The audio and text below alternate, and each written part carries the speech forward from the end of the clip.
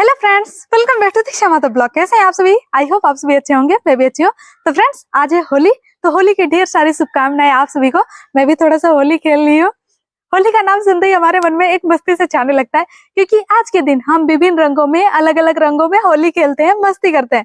क्योंकि होली एक रंगों का ही त्योहार है और होली एक ऐसा त्योहार है जहाँ पे एक छत के नीचे बच्चों से लेकर महिला, बुजुर्ग व्यक्ति सभी मिलजुल के होली खेलते हैं, मस्ती करते हैं। लेकिन क्या आपको पता है कि होली के त्योहार की शुरुआत कैसे हुई? होली हम लोग कब से खेलने लगे? होली एक ऐसा त्योहार है जिसे केवल हमारे देश में ही नहीं बल्कि कई देशों में बड़े ही धूमधाम से मनाते हैं, बड़े ही धूमधाम से मस्ती करते हैं। हमारे देश में जितने भी त्योहार मनाए जाते हैं, जितने सारे भी त्योहार मनाए जाते हैं, उन सारे त्योहार के पीछे कोई ना कोई पौराणिक कथाएं छिपी होती है। और होली का त्योहार मनाने के पीछे भी एक सत्य घटना छिपी हुई है। ये जो होली का त्योहार है, जिसे अभी हम लोग सबको ही मना रहे हैं, शुरुआत में ये सबके लिए नहीं था। असल में इसकी शुरुआत होती है एक राज्य से। उस राज्य का नाम अभी तक तो कहीं लिखा हुआ नहीं मिला, ना तो किसी किताब में मिला और ना ही किसी पत्थर में, किसी शिला में, कहीं नहीं मिला। लेकिन उस राज्य का राजा का नाम एक जगह लिखा हुआ था, जिसके कारण से सबको पता चल गया। तो उस राज्य के राजा का नाम था हिरण्यकश्यप।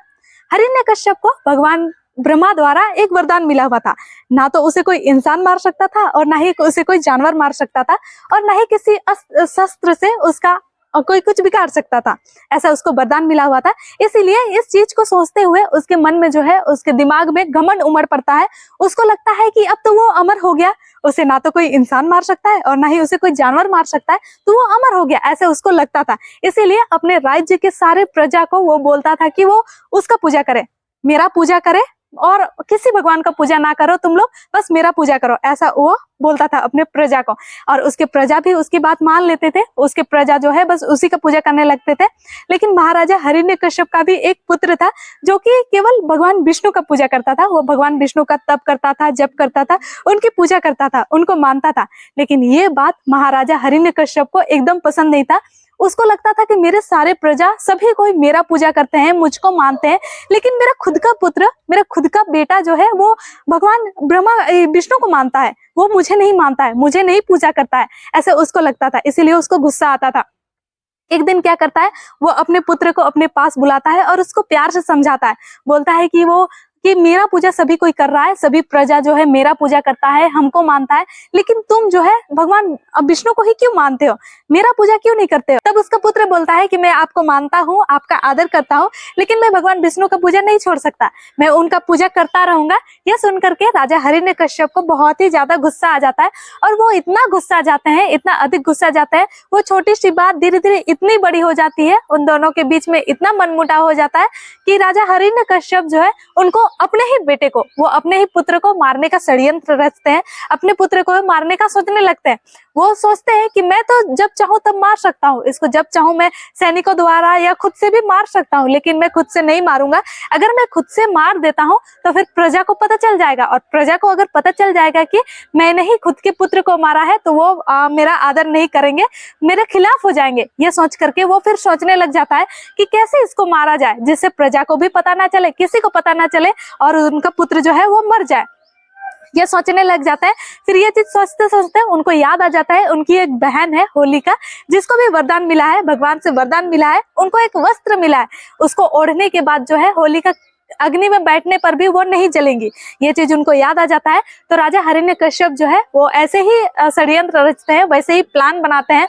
और एक दिन क्या करते हैं, पूरे प्रजा के सामने, सबके सामने जो है एक जगह लकड़ी बिछाते हैं और वहां पे प्रहलाद को बोलते हैं कि उस लकड़ी के ऊपर तुम बैठ जाओ अपनी बुआ के साथ।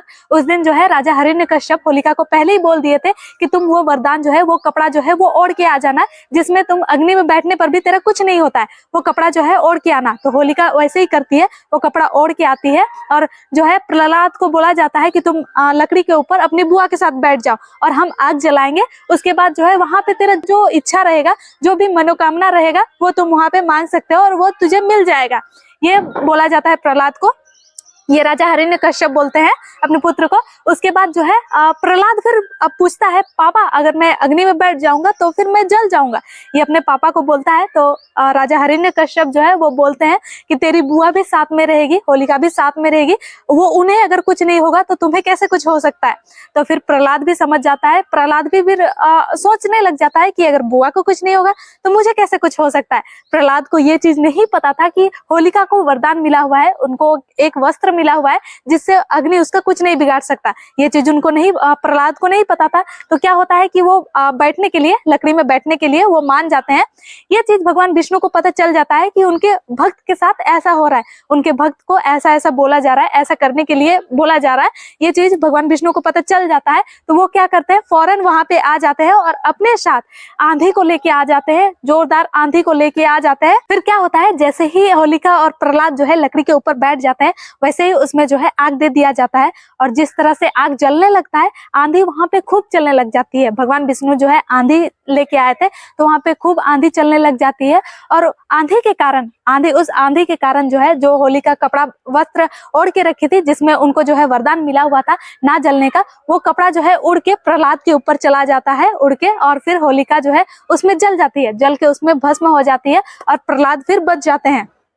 ये देख करके राजा हिरण्यकश्यप को बहुत ही ज्यादा गुस्सा आता है, वो बहुत ही ज्यादा क्रोध होते हैं। लेकिन अंदर ही अंदर उन्हें डर भी लग रहा था, वो घबरा भी रहते कि होलिका जो है वो राजा हिरण्यकश्यप के कारण ही मर गई, वो हिरण्यकश्यप के कारण ही वो जल गई वहां पे।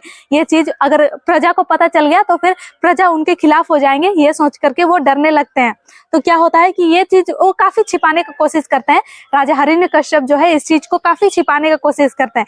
लेकिन क्या होता है कि ये बात अधिक दिन तक नहीं छिपती है, कुछ दिन तक तो छिप जाती है, लेकिन अधिक दिन तक ये छिप के नहीं रही। धीरे धीरे जो है ये धीरे धीरे बाहर जाने लग गई, महल से भी बाहर जाने लग गई। प्रजा को पता चलने लग गया कि ये राजा के कारण ही होलिका मर गई, वो तो पहले अच्छी ही थी, लेकिन राजा के बोलने पर वो ऐसा की, ये चीज सबको पता चल गया। इसीलिए जो है उनकी याद में, उनकी अच्छाई को देखते हुए हर साल उसी तरह से लकड़ी सब सजा कर, लकड़ी को जला करके होलिका दहन मनाते आ रहे हैं।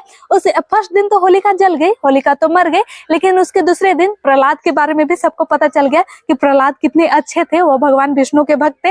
ये चीज सबको पता चल गया, इसीलिए उनके बचने की खुशी में जो है उस दिन सबको जो है गुलाल उड़ाने लग गए, रंगों से खेलने लग गए। उसी चीज को देखते हुए धीरे धीरे अभी सभी कोई मना रहे।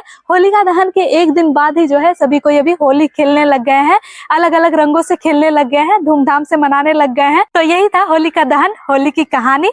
तो फ्रेंड्स, आज का ब्लॉग यहीं पे करते हैं। अगर वीडियो अच्छी लगी हो तो एक लाइक कर दीजिए और एक तरह से कमेंट कर दीजिए। और अगर चैनल में नए आए हैं, चैनल को सब्सक्राइब कर दीजिए। मिलते हैं नेक्स्ट ब्लॉग में, तब तक के लिए बाय बाय।